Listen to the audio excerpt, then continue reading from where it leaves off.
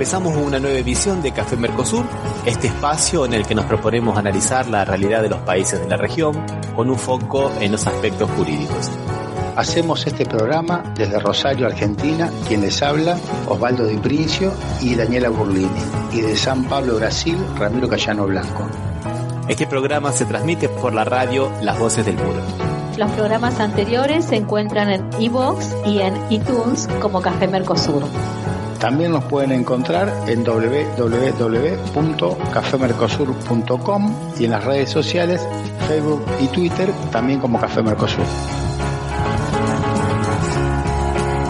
Aquí estamos en otro encuentro, el encuentro número 208. ¿Qué tal, Osvaldo? ¿Cómo te va? Hola, Ramiro, ¿cómo estás? Muy, pero muy bien. Hoy vamos a hablar un poco de un hecho luctuoso aquí en Brasil, bastante triste porque está atravesado por una pauta racial. Fue un crimen racial, ¿no? Ocurrido en un supermercado de una cadena francesa. Pero lo vamos a ver en la segunda parte, Osvaldo, y sí. Ha conmocionado un poco no solamente a Brasil, sino que, por lo que tengo entendido, también ha trascendido, ha llegado a la Argentina. No, Argentina ha llegado, ha tenido una amplia difusión, la verdad, porque la noticia es terrible. Todas estas noticias siempre vuelven a recordar lo que pasó en Estados Unidos hace unos 2 meses. Claro, porque fue muy parecido con lo que ocurrió con George Floyd, tenés razón, Osvaldo. O sea, entonces todos estos temas siempre están teniendo dos cosas, una buena que por suerte tienen difusión y una mala que por qué pasan, ¿no? Claro. Cosas que no tendrían que pasar, pero no son tapadas por los grandes medios, por lo menos como pasaba en otras oportunidades con temas tan graves como esto, ¿no? O directamente lo acusaban a quien era la víctima. Ese ya estuvimos acostumbrados ante un tiempo que la víctima era acusada, o sea, era culpable de su propio tragedia, ¿no? Exactamente. Vamos a hablar de todo eso en la segunda parte, Osvaldo. Está muy bien el adelanto que has hecho. Y vamos a profundizar el tema del racismo. Ahora vamos a una noticia positiva, Osvaldo. Una noticia, una adentro. Bueno, por fin. Por fin, ¿no? Y viene de Argentina. Yo te digo la verdad, yo no sé si esta noticia que vamos a nombrar ahora, que es el impuesto a las grandes fortunas, mal llamado impuesto porque es una contribución única, excepcional por el tema del coronavirus, o sea, no es un impuesto, va a tener un impacto tan grande en la economía como lo es simbólicamente. No sé, ¿qué te parece a vos, Osvaldo? Sí, y por otro lado, Ramiro, te diré que lo de impuesto no es una contribución extraordinaria por una única vez y tampoco a las grandes fortunas, porque la gente que abarca es una parte de los que tienen grandes fortunas acá en la Argentina, ¿no? Hay mucha gente más. Por lo menos calculan por 3 serían, dice que alcanzarían a 9.000 y algo de personas, serían más o menos 30.000 tendrían que hacerse cargo, según los cálculos que hacen algunos economistas acá en la Argentina. Digamos los economistas los buenos, porque otros dicen que no, que está mal que le cobren los 9.000, ¿no? Por más millonarios que sean. Y yo he escuchado algunas teorías bastante locas por ahí. He escuchado teorías locas de los nuestros, Osvaldo. He escuchado a ver, Ramiro, sí, contame, a ver. Lo he escuchado en un programa de radio al que era el secretario de Comercio, me parece, Moreno, ¿no? Guillermo Moreno, Osvaldo era el secretario de Comercio. El secretario de Comercio, sí, secretario de Comercio de Cristina, creo. Claro. Decir que no podía haber sido un impuesto, que eso tendría que haber sido implementado a través de una expropiación. Porque como está grabando el patrimonio, y no lo producido por el patrimonio, no sería un impuesto. Ajá, dije yo. ¿Y el impuesto a la herencia qué es entonces? Claro. No, ¿Y el impuesto a la tierra potencial que se propone revolucionariamente qué es? ¿Y el impuesto inmobiliario qué es? Sí, sí, aparte de todas esas cosas. Bueno, el impuesto a la herencia acá no tenemos más, pero estuvo vigente hasta el 76. Ahora, ¿por qué una expropiación? ¿Cuál es la razón? ¿Cómo encuadra una expropiación? O sea, si un impuesto, dicen algunos mal pensados seguramente, que es difícil, que podría ser inconstitucional. ¿Y una expropiación? ¿Cómo sería? No se puede expropiar Vicentín y te quiere que expropiemos a 9.300 personas, ¿viste? O sea, no, eso es fuego amigo, ¿viste? Eso es fuego amigo. Sí, no. Bueno, pero, o sea, te digo que amigo cada vez menos, ¿no? Porque, si mal no recuerdo, el primero gran acto que se hizo, que fue el 17 de octubre, él no lo festejó el 16. Sí, lo festejó con la gente que no es amiga, digamos, ¿no? Claro, por eso, ¿viste? Así que, claro. Sí, no sé si están amigos, o sea, fuego es, ahora no sé si están amigos. Bien, eso fue el martes, ¿no? El supermartes. El supermartes se aprobó en la Cámara de Diputados. Falta senadores todavía, es la primera. Sí, que tampoco es fácil porque los senadores muchas veces de las provincias tienen muchas presiones de su propia provincia, ¿no? y hay algunas grandes fortunas que serían las que pagarían, que estarían podría ser en su distrito electoral, y seguramente alguna presionarían, no lo estoy pensando. Por ejemplo, lo que pasó en Salta, que falleció lamentablemente Brito, el dueño de un grupo financiero, uno de los más importantes del país. Me imagino la presión que debe haber sometido a los senadores de la provincia de Salta, ¿no? Bueno, con 133 votos afirmativos y 115 por la negativa, se aprobó esta contribución única para las grandes fortunas, que yo te digo sinceramente, pensándolo ahora en términos, digamos, ius naturalista, nosotros no podemos negar que hemos tenido alguna influencia dentro de nuestro trialismo, ¿no?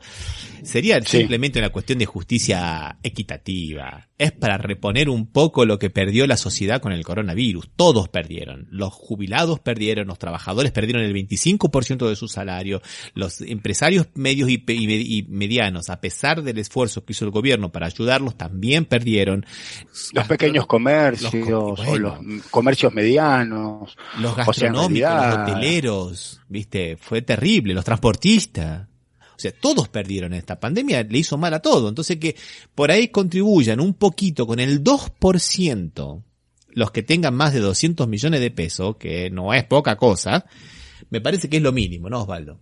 Y te digo, Ramiro, estaba mirando los cálculos que había hecho en un programa de televisión que se ve acá en la Argentina, en C5N, que es Berkovich, un economista, y él había hecho los cálculos, y con el sistema tributario argentino, que nosotros tributamos en función del valor declarado de los bienes inmuebles, de los automóviles, y no del valor de mercado, seguramente esa imposición del 2% se transformaba en un 1%.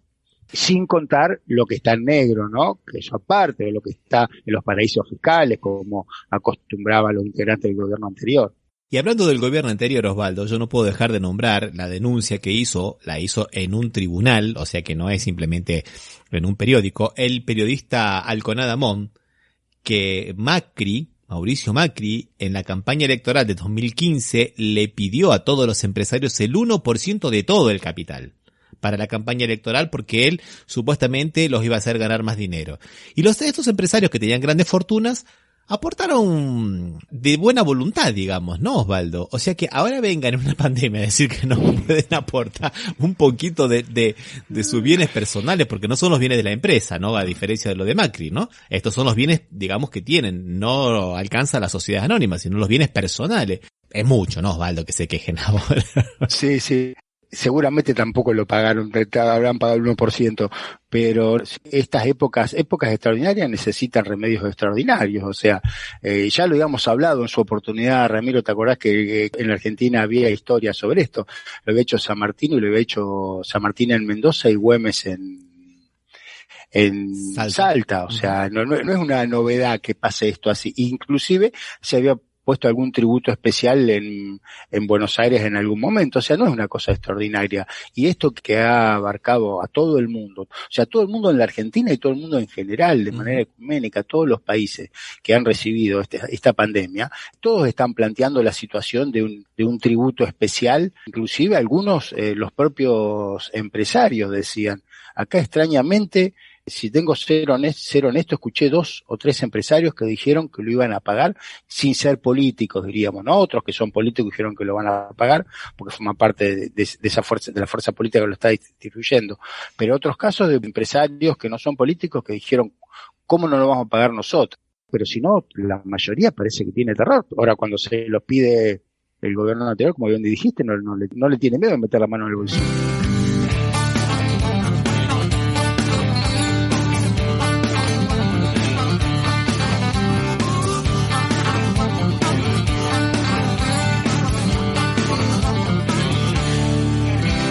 Bueno, eso de alguna manera ha tenido una repercusión positiva en algún sector del Partido de los Trabajadores. El ex ministro de Educación, Aloisio Mercadante, una figura histórica del Partido de los Trabajadores, él sugirió que el gobierno de Alberto Fernández era el ejemplo a seguir y que habría que hacer exactamente lo mismo en Brasil Él dice, bueno, ya defendí que el camino único que hay para enfrentar la crisis fiscal es gravar a los ricos, ¿no? La Argentina vive una situación económica delicada, el neoliberalismo de Mauricio Macri fue una tragedia, estas son sus palabras. El único sector que puede contribuir para este enfrentamiento de la crisis es el que nunca contribuyó. Eso es lo que dijo Aloysio Mercadante, y también muchos otros países, como dijimos en programas anteriores, lo vienen analizando, así que, bueno, esperemos que sea ley también, ¿no? Y en ese supermartes también se aprobaron otras dos cosas más, Osvaldo.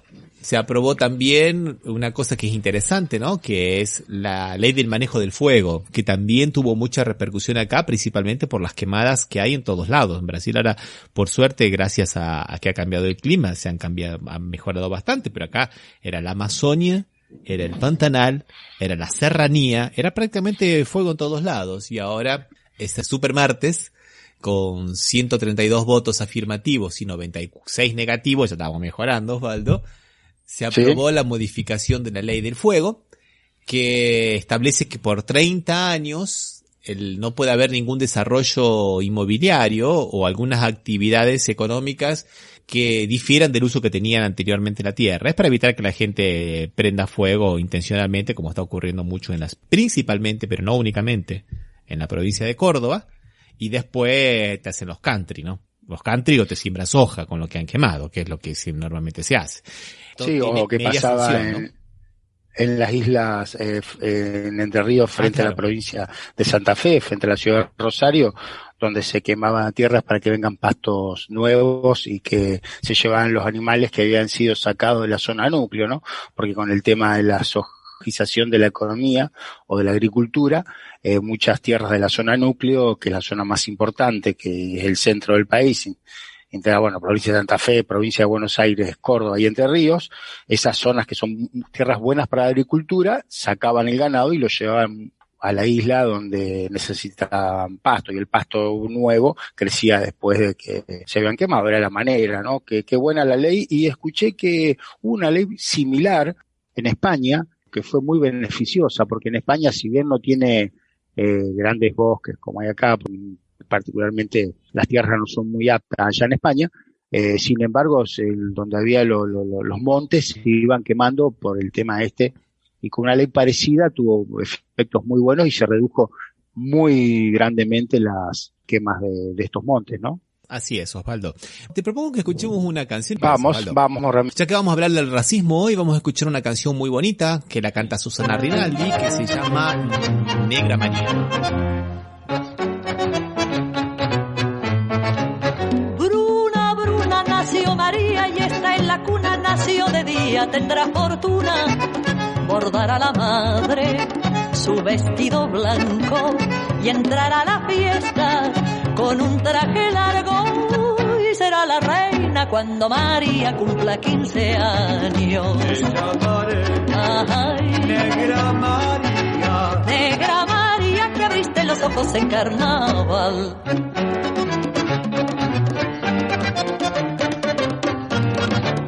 Ojos grandes tendrá María, dientes de nácar color moreno. Ay, qué rojos serán sus labios, ay, qué cadencia tendrá su cuerpo. Vas para el baile, Negra María. Negra la madre, negra la niña. Negra. Cantarán para vos las guitarras y los violines y los rezongos del bandoneón. Te llamaré Negra María. Negra María, que abriste los ojos en carnaval.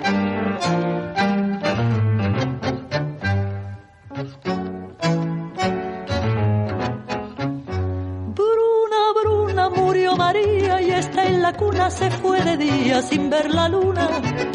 Cubrirán tu sueño con un paño blanco y te irás del mundo con un traje largo. Y jamás ya nunca, Negra María, tendrás 15 años. Te lloraré, Negra María. Negra María, cerraste los ojos en carnaval.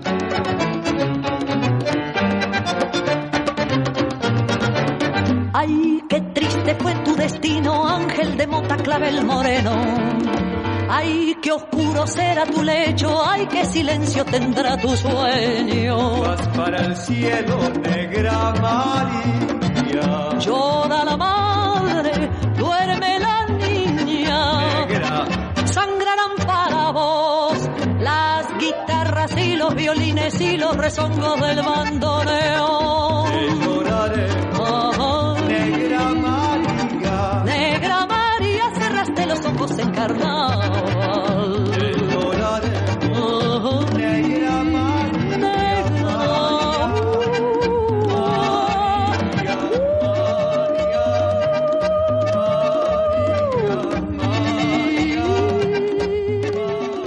Bueno, escuchábamos a Susana Rinaldi y el tema Negra María. Y habíamos prometido que íbamos a hablar de las declaraciones de la ministra de Educación, ¿no? De la ciudad de Buenos Aires, gobernada por el alcalde Larreta, ¿no, Osvaldo? Se llama Acuña de apellido, ¿no? Soledad Acuña, María Soledad Acuña. Y te diría, ¿te acuerdas cuando hablábamos de los ministerios de salud de Brasil, que quién lo tenía a cargo? ¿Un médico? No, era un militar, Pazuelo.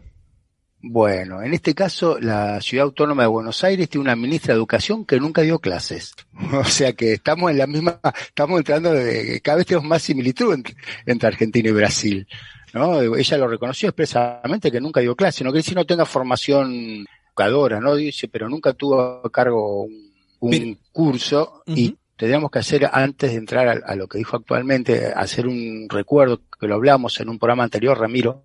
¿Te acordás cuando se cerraban en Ciudad Autónoma de Buenos Aires 10 o 12 escuelas, cuando era todavía en la presidencia de Macri en la Ciudad Autónoma de Buenos Aires? Se cerraron 10 o 12 escuelas porque decían que tenían pocos alumnos. Y un periodista del Reportero Nacional le pregunta y ella dice, ¿pero usted nunca dio clases? No, nunca. Dice, nunca tuvo un curso a cargo. Y es ministra de Educación, o sea que lo que dijo no tendría sus fundamentos. ¿Y qué fue lo que dijo? Dijo varias cosas. Una de las tantas que dijo fue que los docentes, primero que son gente que ha fracasado en otros estudios, es la tercera carrera que inicia como mínimo. La izquierda ha tomado una fuerza muy grande, donde además el perfil de los estudiantes cada vez va teniendo un sesgo más claro, empiezan a estudiar la carrera docente, y esto es igual en todo el país porque se refleja también en las encuestas que hace el Gobierno Nacional, el Ministerio de Educación de la Nación. Son personas cada vez más grandes de edad que eligen la carrera docente como tercera o cuarta opción luego de haber fracasado en otras carreras, y si uno mira por nivel socioeconómico, que no debiera ser como un determinante, pero si uno mira en términos de capital cultural y de experiencias enriquecedoras al momento de aportar para el aula, la verdad que son de los sectores cada vez más bajos socioeconómicos los que eligen estudiar la carrera. Da vergüenza ajena. Vergüenza ajena. Vergüenza ajena. De verdad. Y que hacen en las clases, ellos en lugar de dar clase, hacen ideología, o sea, hacen adoctrinamiento. Adoctrinamiento, tenés razón, no me salía la palabra, adoctrinamiento. De lo sobreideologizado y de la militancia política en las aulas, la raíz está en la formación docente. Porque hasta este momento, lo que pasaba en el aula cuando el docente cierra la puerta, queda entre los chicos y el docente. Entonces es difícil enterarte qué es lo que efectivamente están haciendo. Entonces, si nosotros no tenemos denuncias concretas de las familias, es muy difícil que podamos intervenir. Y lo que nos pasa siempre es que las familias, y lo entiendo, porque también soy mamá de un niño de primaria a cuyos docentes le bajan línea política todo el tiempo.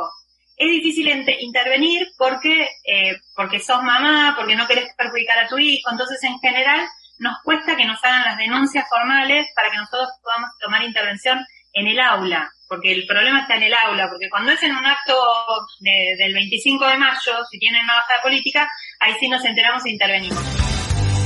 Vergüenza ajena. Vergüenza ajena.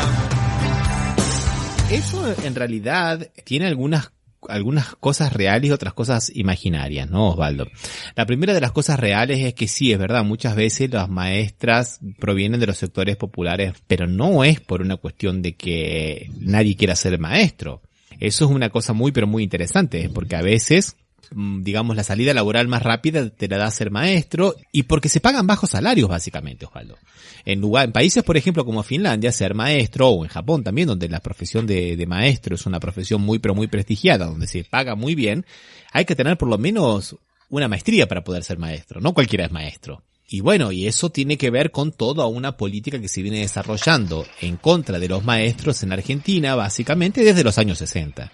La última gran política de revitalización me parece que fue la Ley Laínez, que creó para las maestras nacionales, era realmente una valorización laboral, pero después el resto se la viene, digamos, atacando a la educación pública principalmente y a los maestros desde siempre. Hemos tenido gobernantes que han dicho que las maestras eran todas unas insatisfechas sexuales, por ejemplo, no con esas palabras que digo yo, la decían con palabras mucho peores, ¿no, Osvaldo? Sí, sí. Ramiro, yo coincido en eso que vos decís que hay una desvalorización, que eso influye. Lo que pasa es que el sentido me parece que le está dando la ministra de Educación. Si son de sectores pobres, no están capacitadas, claro, o no están formadas para educar. Uh-huh. O sea, yo creo que hay mucho de, hoy vamos a hablar de racismo. Creo que racismo, discriminación, diríamos que son dos cosas que muchas veces van de la mano, ¿no? Porque empieza el racismo y después el tema del racismo no es solo hablar de raza, que ya no suele hablar más, sino que tomar una raza y discriminarla. Su frase lo que más apuntaba era decir que eso tenía una mala formación por ser sectores humildes o sectores más bajos, ¿no? Y ser fracasada en su etapa anterior, ser un fracaso en los estudios que eso no está comprobado, aparte de lo que dijo, ¿no? Es lo contrario, al contrario, muchas veces los docentes primero son docentes y después estudian otra cosa. Bastante complejo, Osvaldo. Yo concuerdo con vos que son actitudes totalmente racistas las que dijo esta mujer, lógicamente. Esa cuestión de que hacen política y adoctrinan a nuestros hijos. Eso está dialogando, digamos, con un sector de la sociedad que piensa que en la libertad de que no se metan con mis hijos, ¿viste? Que las maestras los hagan pensar un poquito, no, eso no, porque eso va, digamos, en contra de mi derecho absoluto como padre de yo doctrinar a mis hijos. Eso es un tema, sí. Eso es un tema bastante interesante. No, es un tema que da para largo, creo que es muy extenso. Esto me quería referir solamente al sentido evidente que lo dijo, ¿no? Porque no te olvides que ese gobierno, que ella donde está, o ese partido, tuvo palabras tan felices como decir que tuviste la mala suerte de caer en la educación pública, Ramiro. Osvaldo, yo tuve la mala suerte de caer en la educación pública, ¿no? Osvaldo, nos pasó. Ellos quisieron sustituir a los maestros que estaban en paro con voluntarios sin formación. O sea, como si cualquiera pudiera dar clase, ¿viste? Tomá, acá tenés un grado, da clase, ¿viste? Entre otras cosas, o lo que dijo, los pobres no van a la universidad, la ex gobernadora de la provincia de Buenos Aires, Vidal, o sea, cosas que son evidentemente que tienen una dosis de discriminación en las palabras, ¿no?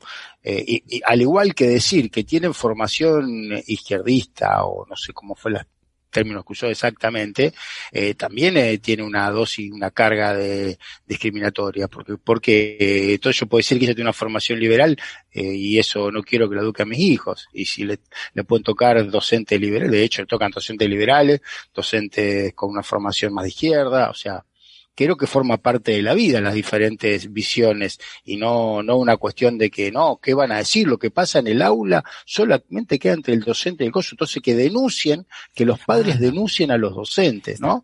Eso, en cualquier otro gobierno que alguno hubiese dicho eso, los medios le hubiesen caído de manera terrible. Eso es lo que se quiso implementar aquí en Brasil, la policía ideológica. Y hubo muchos casos, inclusive hemos comentado en este programa, hubo casos de, por ejemplo, un concejal acá de San Pablo, Holiday, que él grababa videos metiéndose en las escuelas para ver qué es lo que los maestros hacían y qué es lo que le enseñaban a los chicos. Él no tiene ningún poder de control o de fiscalización ni de nada en la escuela. Por más que la escuela sea municipal, él es un concejal. Varias veces le prohibieron la entrada hasta que un juez le inició una causa por abuso de autoridad. Y otros diputados también hicieron lo mismo, ¿eh? O sea que estaba de moda también esto, Osvaldo. Bueno, Esteban Bullrich, cuando fue el que es ahora senador y cuando fue ministro de Educación, había implementado un 0800 para que los padres denunciaran cuando los docentes querían adoctrinar a los hijos, ¿no? Dentro de lo que ellos llamaban libertad de cátedra, no se podría tener una posición ideológica, siendo que los textos que ellos usaban eran totalmente teñidos de amarillo, ¿no? Sí. No por las páginas, sino por el color del partido. Sí, con apologías en algunos intendentes, por ejemplo, como era el caso del hermano de Macri, ¿no? Que salían sus propios textos. Sí. Creo que aparte de afectar la educación, estas discusiones que no se dan aparte, ¿no? Son discusiones que acá en la Argentina no se están dando. Como bien vos dijiste, que podríamos tener charlarlo, porque hay varias aristas para ver lo que se está dando. Hay muchas aristas. Doblemente, sí. Para que venga una despreparada de esta, mandarse una frase, como bien dijiste vos, Osvaldo, discriminatoria y ya, digamos, rayana con el racismo. Y si es pobre, ser discriminatorio por sí, o si es grande también, porque lo que dijo Koval, claro.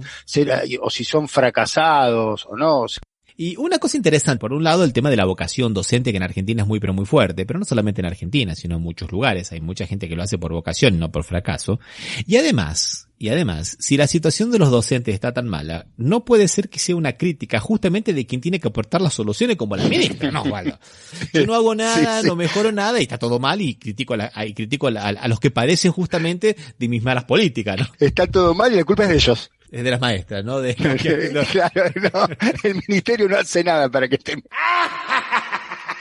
No extraña de todas maneras mucho de las palabras que ella usó, porque ella estudió en Bariloche. ¿Te acordás quién estaba en Bariloche, Pirque? Bueno, Pirque. En el instituto donde ella estudió, el asesino de las fosas ardiatinas, ¿no? Italia, el alemán Pirque, austríaco, me parece que no sé, el alemán austríaco, era el director, el precursor del instituto donde ella estudió, fue el director mientras ella estaba estudiando, lo cual evidentemente se ve que ella sí fue adoctrinada. Así es, Osvaldo, así es. Bueno, vamos a escuchar un tema musical, ¿qué te parece? Vamos, ¿qué vamos a escuchar? Vamos a escuchar a Caetano Veloso cantando un tema Haití, entrando en tema acerca del racismo.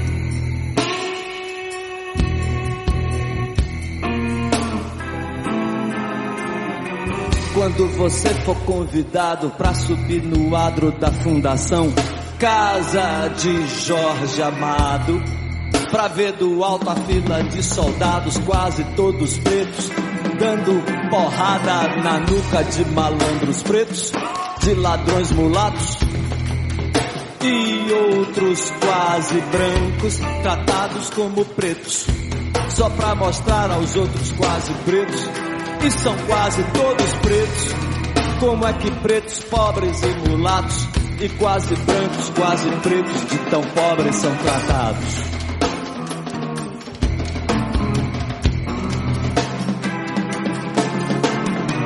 E não importa se olhos do mundo inteiro possam estar por um momento voltados para o largo, onde os escravos eram castigados.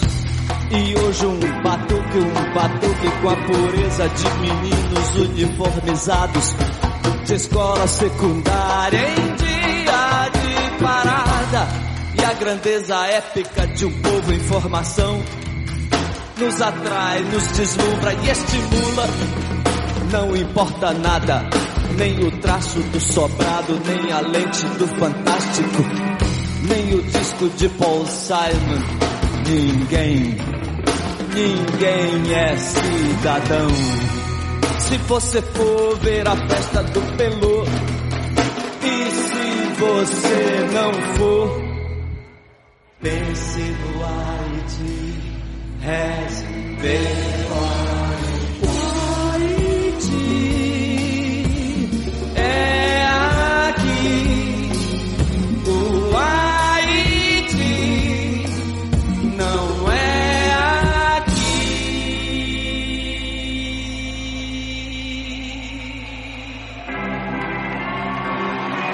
E na TV, se você vir um deputado em pânico, mal dissimulado, diante de qualquer, mas qualquer mesmo, qualquer plano de educação que pareça fácil e rápido, e vá representar uma ameaça de democratização do ensino de primeiro grau.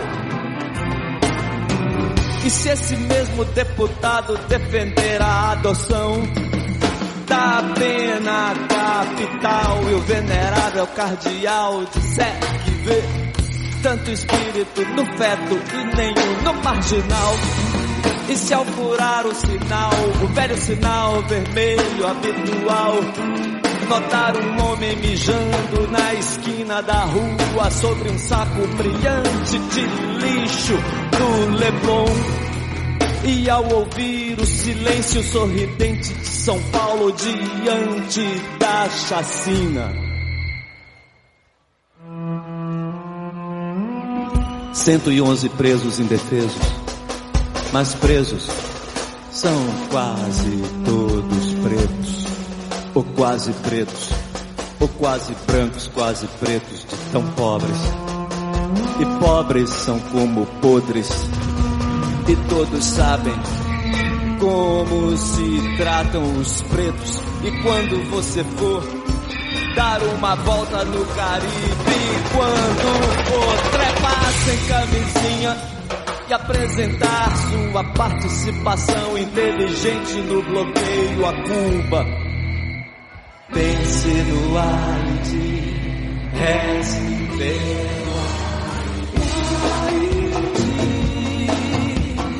É aqui o Haiti, não é aqui.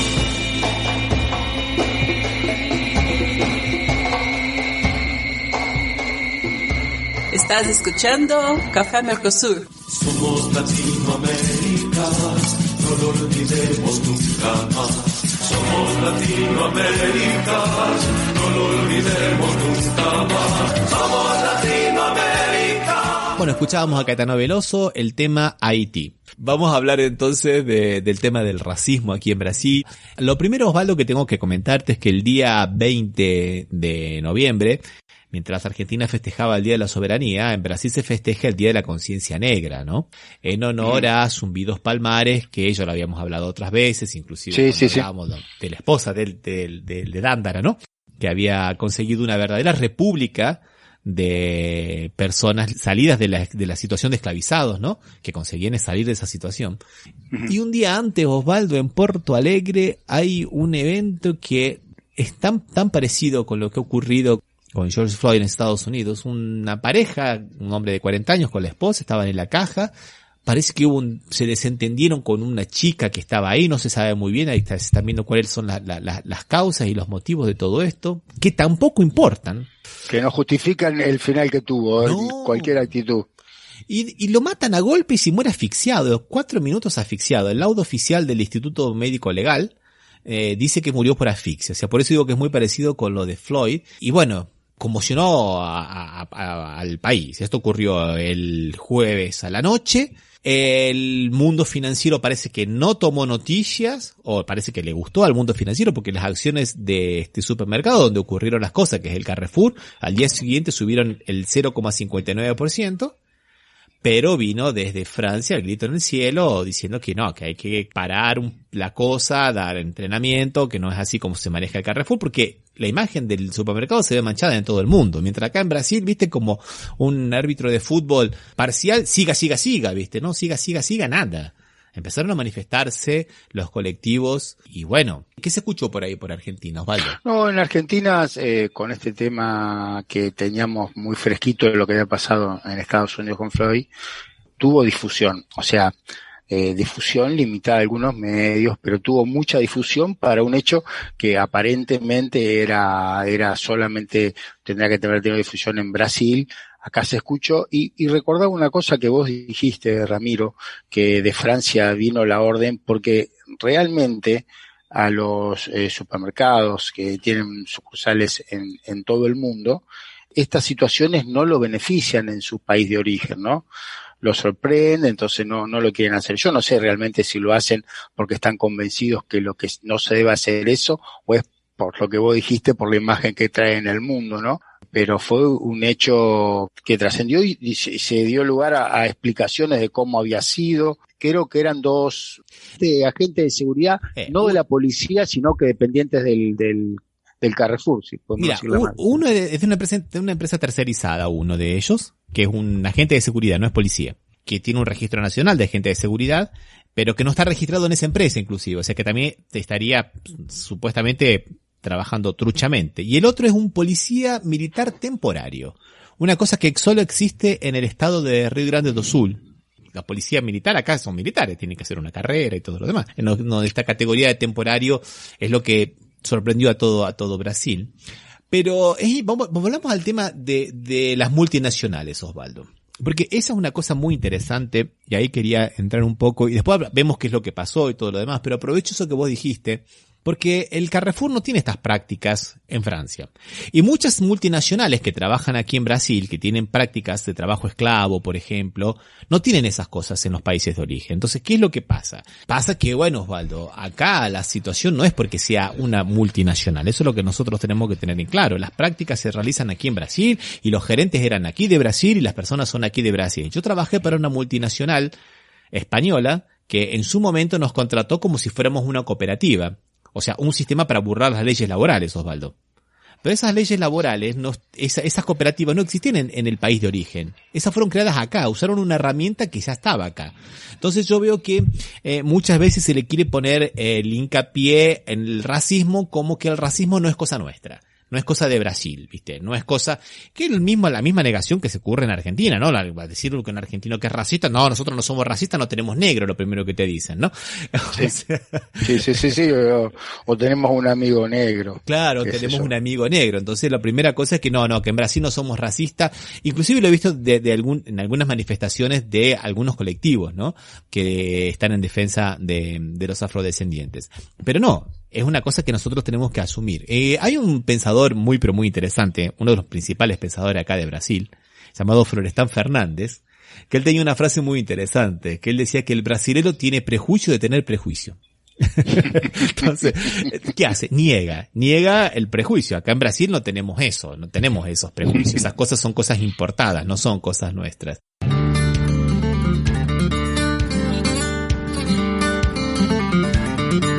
Y a tal punto, Osvaldo, que eso es así, dentro de las creencias de un gran sector de la sociedad, es que ellos te dan vuelta la tortilla. Te dicen que el racismo no existe, que el racismo lo crean los negros. Cuando los negros quieren un poco de igualdad, hay que crear el racismo, porque ellos rompen el equilibrio pidiendo cosas. Pidiendo igualdad. Pidiendo igualdad, ellos son los que rompen el equilibrio.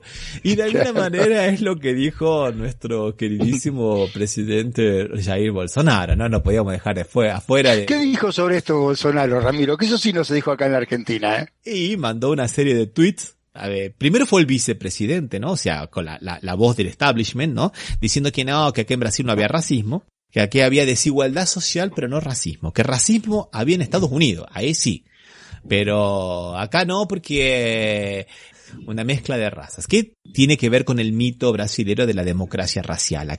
Y después apareció Jair Bolsonaro al día siguiente en una serie de tweets reforzando toda esta idea, diciendo que el pueblo brasilero es un pueblo cordial, que encanta al mundo y que no tiene esos problemas y que él solamente es daltónico y ve en colores amarillo y verde, ¿no? Que no ve en blanco y negro y que nosotros tenemos problemas, sí, claro que tenemos problemas, pero no son problemas raciales, son problemas de corrupción económica, social y política. O sea, la vieja cosa de la corrupción, contra lo cual, por ejemplo, ha sido desmentido por grandes personas como Jesse de Souza, que escribió un libro hace unos meses atrás, que parece que le respondiera exactamente al tuit que escribió después Bolsonaro, porque dice que eso es un mito de echar la culpa a una supuesta corrupción para evitar hablar del problema de la desigualdad racial, Osvaldo. ¿Y cuál fue la reacción de los colectivos que están defendiendo a los afrodescendientes? Muchísimas, de todo tipo. En algunos lugares fueron y prendieron fuego a algunos Carrefour.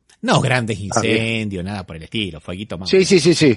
No se vio ningún gran incendio que no lo hayan podido apagar los propios empleados en 5 minutos, con dos matafuegos. Vamos a ser sinceros, no fue. Sí. Pero se empezaron a manifestar en todos lados de los Carrefours, en algunos shoppings también, y acá en la Avenida Paulista hicieron una pintada de prácticamente 150 metros, con el lema "Las vidas negras importan", Que ya salieron los otros bolsonaristas a decir todas las vidas importan. Claro que todas las vidas importan. Claro que todas las vidas importan. Pero por algún motivo, cada 4 hombres que mueren asesinados, 3 son negros. O sea que las vidas negras parece que importan 3 veces menos. Importan menos, sí. Es verdad es verdad que como dicen, todo el mundo sufre, pero los negros sufren 3 veces más que nosotros. Entonces creo que hay una cuestión que no está muy igual acá, ¿no? ¿Te parece, Osvaldo? No, sí, realmente. O sea, todas las vidas importan, pero es raro cuando alguna vida importa menos que otra, ¿no? Que no se pueda decir que la vida de los negros importa, no, seguramente. Qué noticia, ¿no? Qué terrible. Y los medios, grandes medios como Globo y eso, ¿qué posición tuvieron? ¿Más cercana a la de Bolsonaro, que nosotros somos derechos y humanos? ¿O más cercana o a la de Carrefour? No sé. Bueno. ¿Qué actitud tomaron? Nobleza obliga, Osvaldo. Nobleza obliga. La Red Globo hace bastante tiempo que viene con una postura antirracista. Una de las principales ediciones del noticiero, el del mediodía, tiene una mujer negra como presentadora, que sufrió mucho, pero mucho prejuicios y muchos ataques. Le buscaban cualquier detallecito para decir que no servía, que se equivocaba. Le hicieron la vida imposible. Y la Red Globo, sinceramente, salió a defenderla. Y hasta ahora con una campaña a favor de las mujeres negras. Sinceramente, hay que reconocerlo. Yo no lo esperaba. Lo festejo. Bienvenido sea, Osvaldo. No sé qué hay por detrás, pero tampoco me importa. Está muy bien. No, seguro cuando lograron tomar una posición en un hecho tan trascendente y que es a favor de la posición, que seguramente, como bien vos tenés tus reservas, algo tendrán por qué lo están haciendo, pero bueno, no importa porque es un hecho que hay que hacerlo público y decir lo execrable que es, no se puede tener medias tintas en un caso como este. No. Como las palabras de Bolsonaro que parecía que no, esto no pasa en Brasil, eso pasa en Estados Unidos. Bueno, eso era del vicepresidente, me dijiste. Me sí, parece. Pero Bolsonaro, digamos que amplía lo mismo. O sea, podría haber sido la continuación de las palabras del vicepresidente, ¿no? Digamos que es lo que de alguna manera completa el discurso del vicepresidente. Si querés... Mira, una pregunta que te quiero hacer, porque ahora me presentó la duda cuando te escuchaba hablar a vos. ¿Hay algún político importante que sea afrodescendiente en Brasil? Estas elecciones hubo más afrodescendientes, hubo 3 mujeres afrodescendientes que llegaron a ser concejales. Pero lo que pasa es que a veces una cosa que también es interesante, te lo planteo para que lo veamos después, es que el racismo también es una práctica cultural. No tiene que ver con el fenotipo, no tiene que ver con el color de la piel. Tiene que ver cómo asimilemos, digamos, una cultura que hay en la sociedad. Porque, por ejemplo, te nombré a Holiday. Y Holiday es un concejal negro que sacó, creo que fue en su momento el más votado, ahora lo reeligieron. Y él es el negro que habla en contra de los negros. Los negros no son víctimas, que son victimistas, que no hay que hacer políticas positivas para la reparación histórica. O sea, viste, es complicado eso, Osvaldo, porque... Sí, un discurso como el que tenía Fanon en la década del 60, diríamos, que sí. Hablaba del coloniaje mental, cultural que tenían. Cuando había sido colonia, ¿no? Vos siempre tomabas la posición de que el otro era mejor. Entonces, pues, vos te quejás porque el otro es mejor que vos. No, y este es un negro que reproduce el discurso de los blancos, ¿no? Lo reproduce y lo aumenta inclusive, ¿no? Claro que lo votaron, pero no los negros, lógicamente, ¿no? No, seguro. O el día de la Aunque alguno debe haber que piensa como él, seguramente. O por ejemplo, ahí salió Pelé, le mandó una camiseta a Bolsonaro. Sí, ¿viste? Sí, eso había escuchado. Eso también tuvo difusión acá, ¿eh? Entonces.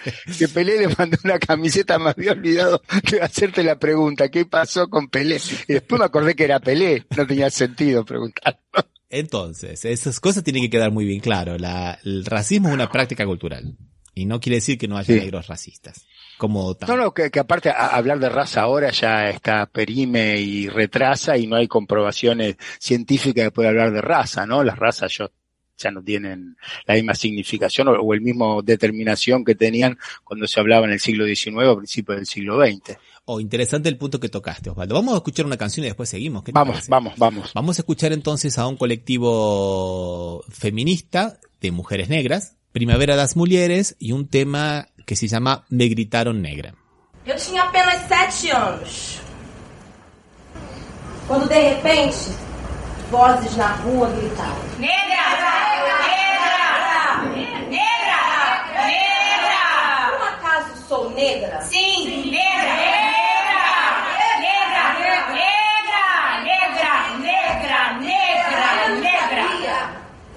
A dura verdade que aqui nos continha. Negra. Eu me senti negra, como elas diziam. Negra.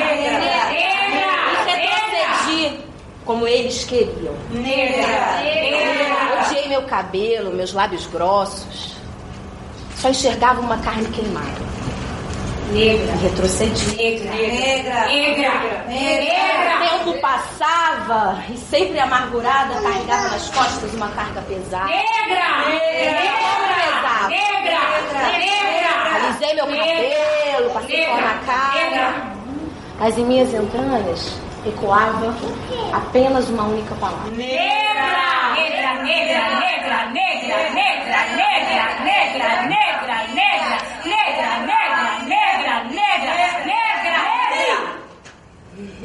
Sou! Negra sou! Sim! Sou! Negra! Sou!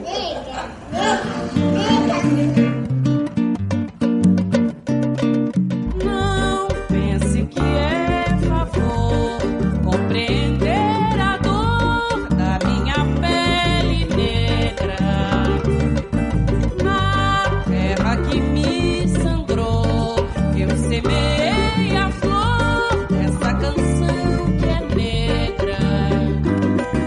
Sou filha do mesmo pai, já sucumbi demais sem merecer a sina.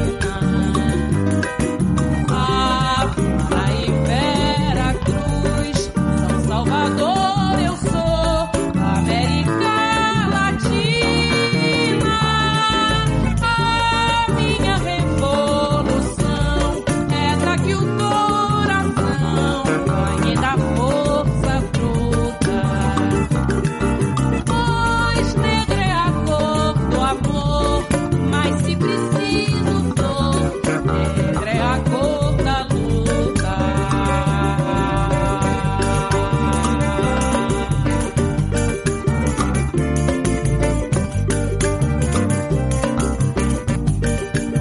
Afinal compreendi que hoje em diante não quero mais alisar os meus cabelos e vou rir daqueles por evitarmos algum sabor.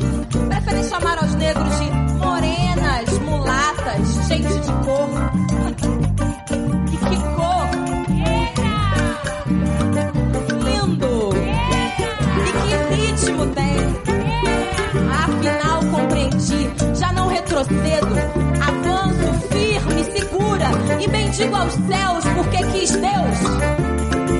Bendigo ao Orum e ao Aie porque quiseram os meus orixás que negra Zeviste fosse minha cor. Afinal compreendi, já tenho a chave. Negra sou!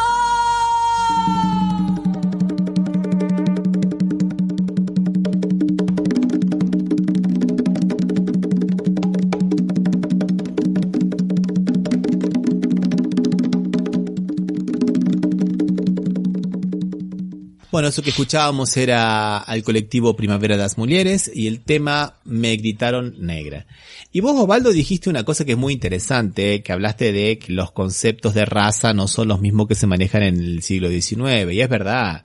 Es verdad, lo que pasa es que por eso ahora se habla de varios tipos de racismo. Jesse de Souza habla, por ejemplo, de un racismo racial, que ese es en la discriminación por el color de la piel. Pero puede haber otros racismos. En Argentina es muy claro el racismo, por ejemplo, social, ¿no, Osvaldo? Depende las características que vos tengas, la forma de vestirte, los barrios en los cuales vos vivas, la forma de conducirte, serás discriminado o no serás discriminado. Te harán un otro, que digamos, enfermedad de la sociedad o no.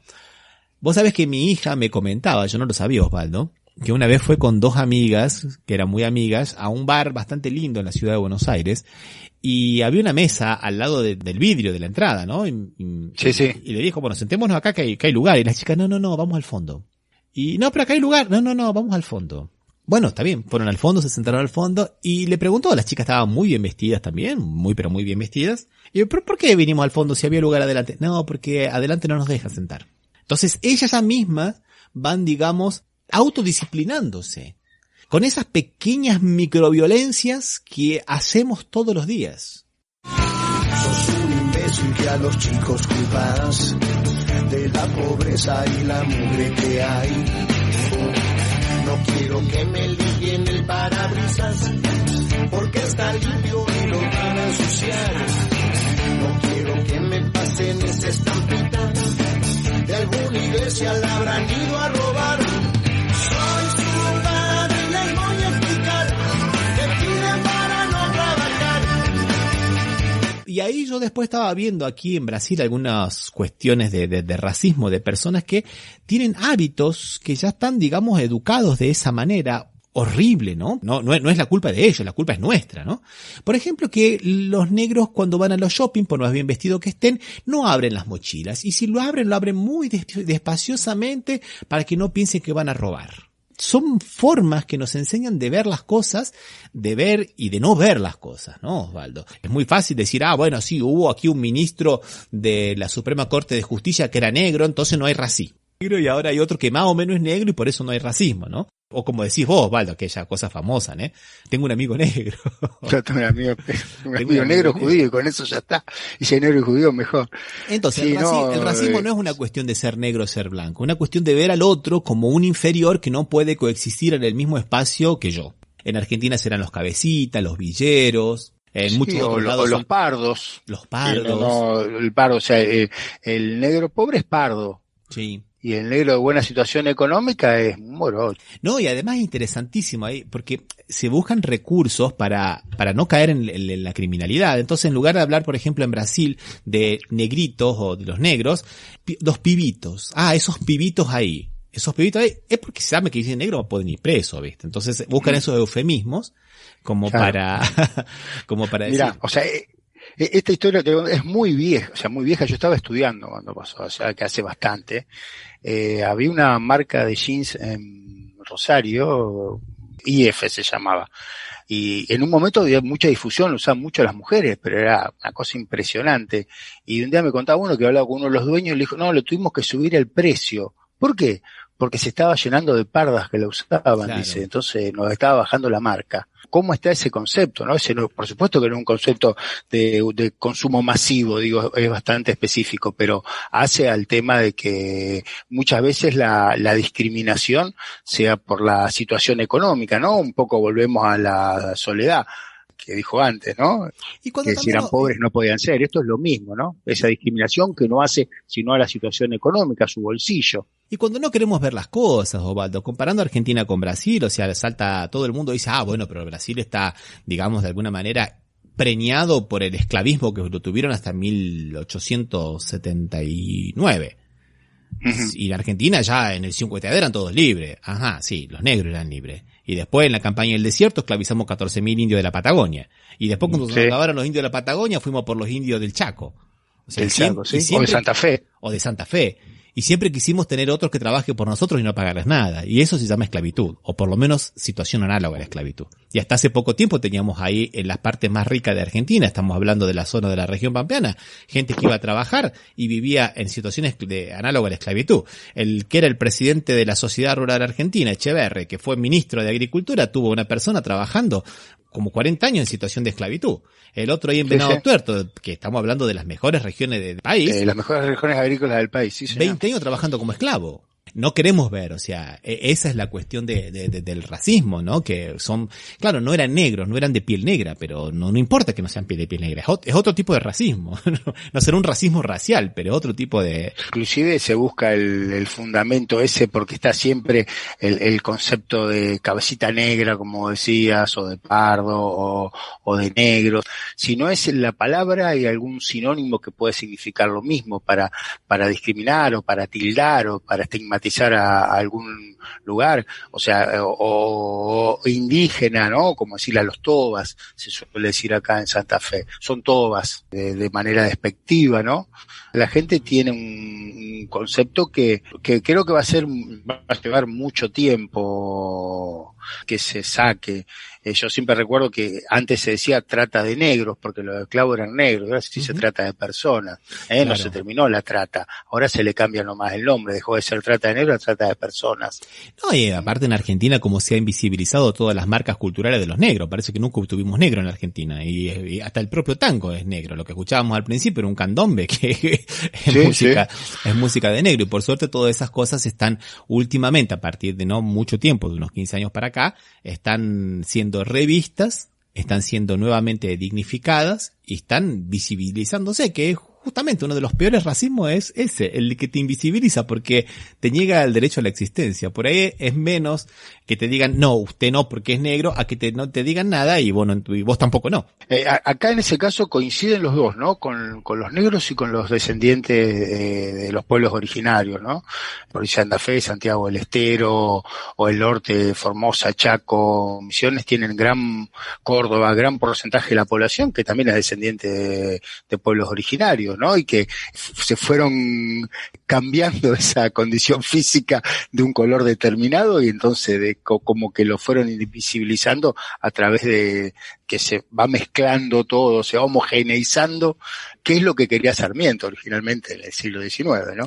Sí, son dos proyectos muy parecidos en Argentina y en Brasil que se dieron simultáneamente por las élites pensantes de sus momentos, ¿no? Argentina estaba encabezado por Sarmiento, aquí estaba por otra figura, pero eran siempre pensadas en esos términos, ¿no?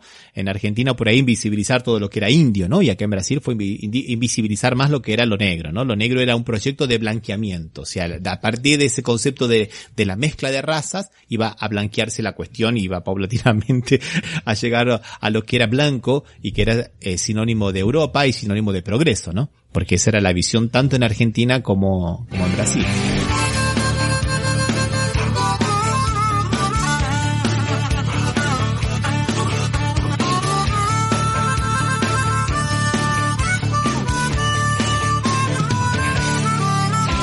Pero bueno, Osvaldo, volviendo al tema del Carrefour específicamente. Sí, ya hemos derivado de nuestro tema. Sí, que me parece una muy buena forma también de poder hablar de este hombre, de Beto, que es como se lo conocía a John Alberto, fue asesinado, digámoslo, con todas las letras. Sí, un homicidio, ¿no? Sí, aparte un asesinato cobarde, Osvaldo, un asesinato cobarde. Eran dos que lo mataron, pero había más gente que participó, inclusive estaba una gerenta que filmaba y que quería que no filmaran.